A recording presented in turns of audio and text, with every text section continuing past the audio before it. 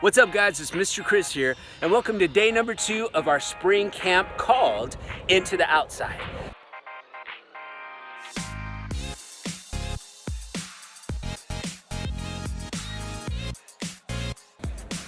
Now today, we're talking about something, that is hard work. Today, we're talking about endurance. And why am I even doing this? Well, it's because I started my workout plan again. But I don't want to finish it. Endurance is finishing what you started. I'll talk to you guys in a little bit.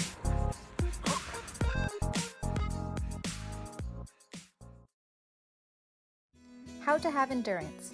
How to be strong and push through in difficult situations.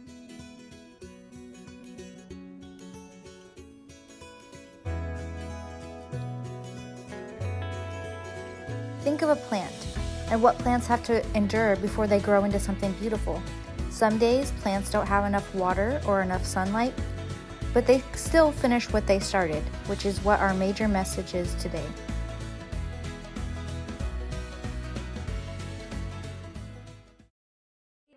Miss Michelle here.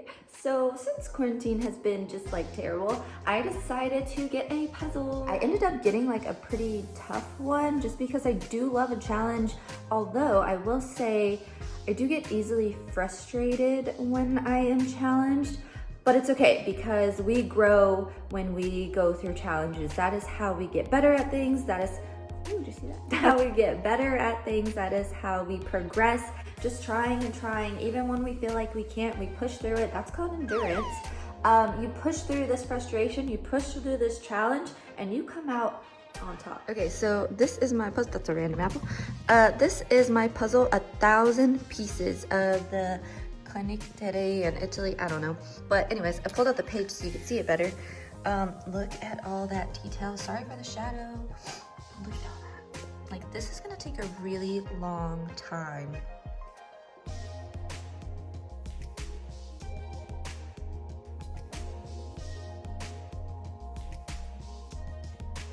I don't want to be dramatic, but look, I found 6 pieces that go together. Like, out of all of this, I found 6, so.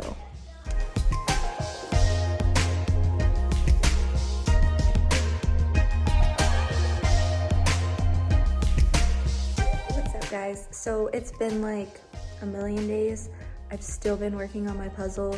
It's been super frustrating because, well, I'll just show you why.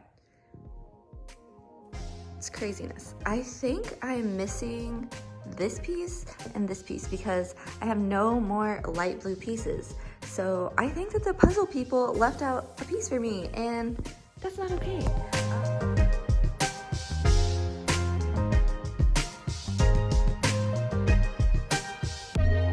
So we're like 43 days out from when I first started my puzzle, and I mean, that's embarrassing, but we're still going for it. So, did I finish my puzzle?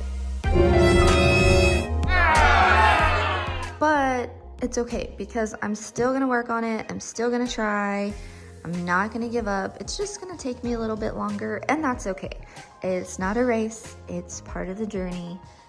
So we're still gonna work. I'm hoping to have it done by the end of camp so I can show all of you what it looks like when it's beautiful and done. But until then, I will see y'all later.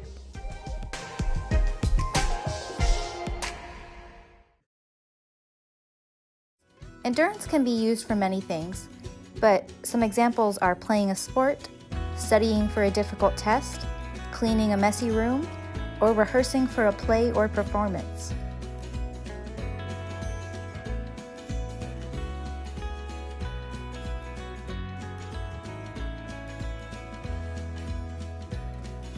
It's okay to ask people for help and also to work as a team if you're having trouble enduring something.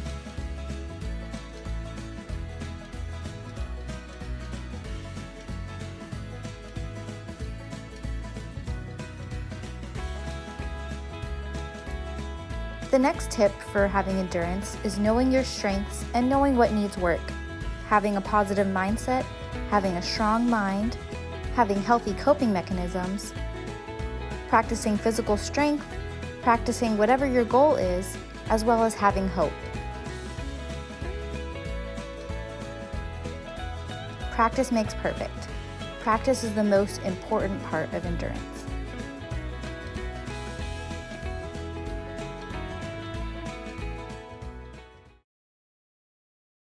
Okay, the game is simple.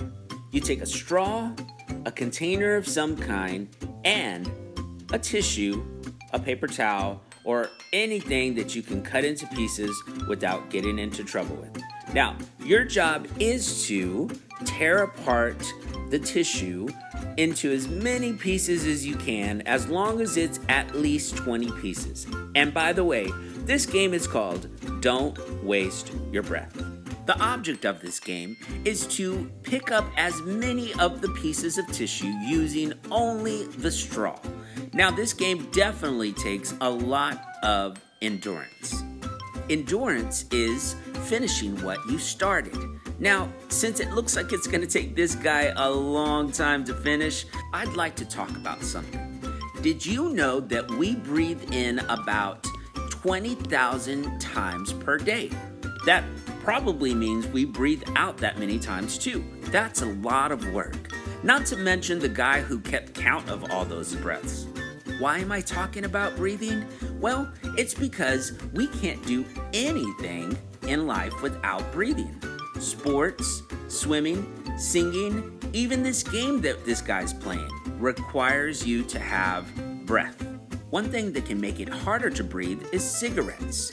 Cigarettes make it harder for your lungs to finish what they started, which is breathing. So if someone ever offers you cigarettes, you should tell them, don't waste your breath, because I'm not wasting mine either.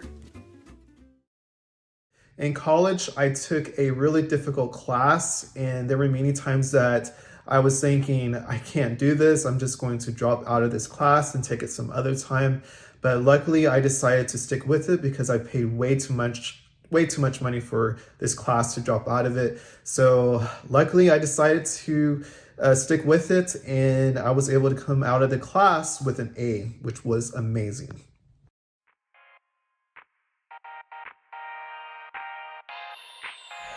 The key is don't give up. If you start something, know that it's something that people may be dependent on you to finish. So here's some clues on what you can do if you're trying to finish something that you started. Step one, start at a smaller goal and then work your way up. Maybe you're not ready for the high bar way up there, but you know what? Taking it step by step can sometimes make it even easier. Second, maybe ask for some help. See how someone else has done it before, and you can learn from their mistakes, or even, who knows, do something that they did even better.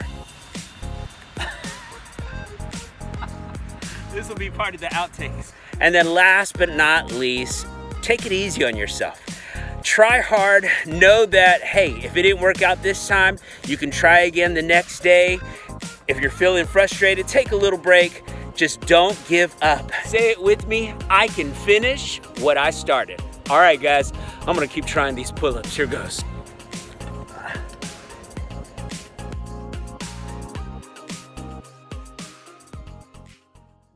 Hi everyone, today I'm going to show you how I made this from supplies that come from the outdoors. So this activity has a lot of steps, and the first step is going outside and exploring the great outdoors. This can be the park or just your front yard or backyard, but find some leaves or petals of all different shapes and sizes, and then you're going to bring them back inside and use them as stamps, and I'll show you how to do each step. For this craft, you'll need some leaves and petals that you found outside, a canvas to paint on, a paper plate with paint and markers.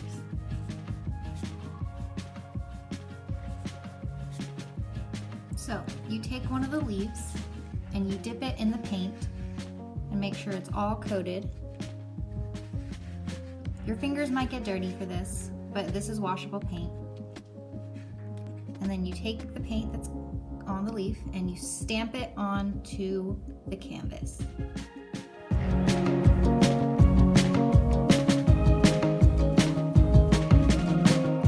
So now that I've stamped all of the leaves and petals that I want, I'm going to clean up this and let this dry for a few hours before adding some details with a marker. I'm probably going to outline these so they look more like leaves and flowers, but I'll show you when I do that. So now that the paint is completely dry, I'm going to use a marker to add some designs and some outlines to our leaves and petals.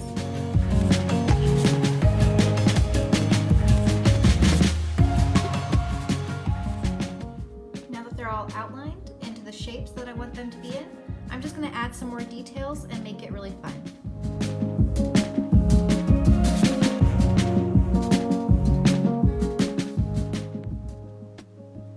After your leaves and petals are outlined and how you like them, go ahead and add some extra designs around the side with your markers or even more paint.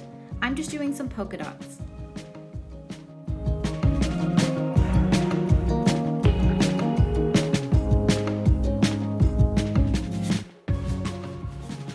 So now that this is dry, you can hang it up somewhere in your house and always have a fun decoration.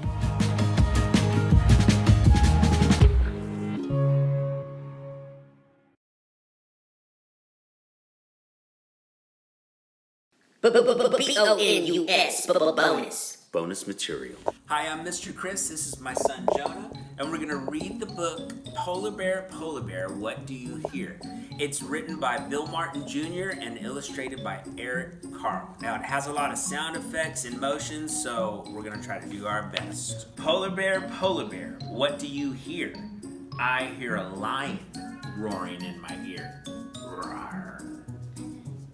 That's lion, what do you hear?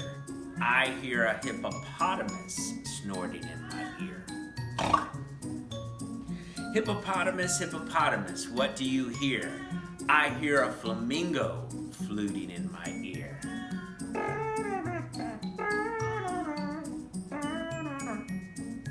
Okay. Flamingo, what do you hear? I hear a zebra braying in my ear. Bray!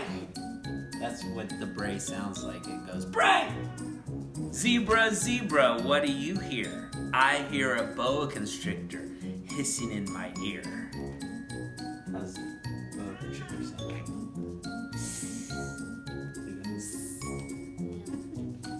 Boa constrictor, what do you hear? I hear an elephant trumpeting in my ear. Elephant, what do you hear? I hear a leopard snarling in my ear. Snarl. Leopard, what do you hear? I hear a peacock yelping in my ear. Yep. That's pretty good. Yelp. More like, you got it deep down from the diaphragm. Yelp. There you go. Peacock, what do you hear? I hear a walrus bellowing in my ear. Give him a good bellow. Bellow. That's actually pretty good. Yes. Walrus, what do you hear? I hear a zookeeper whistling in my ear.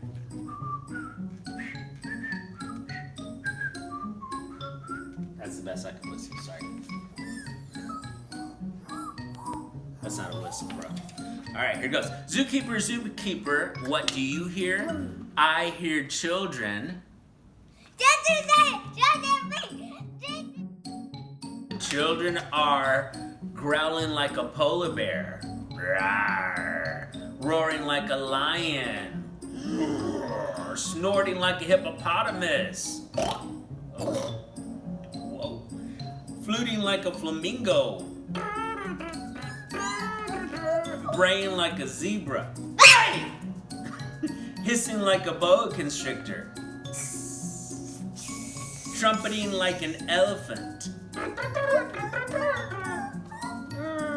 Snarling like a leopard. Snarl. Yelping like a peacock. Yo!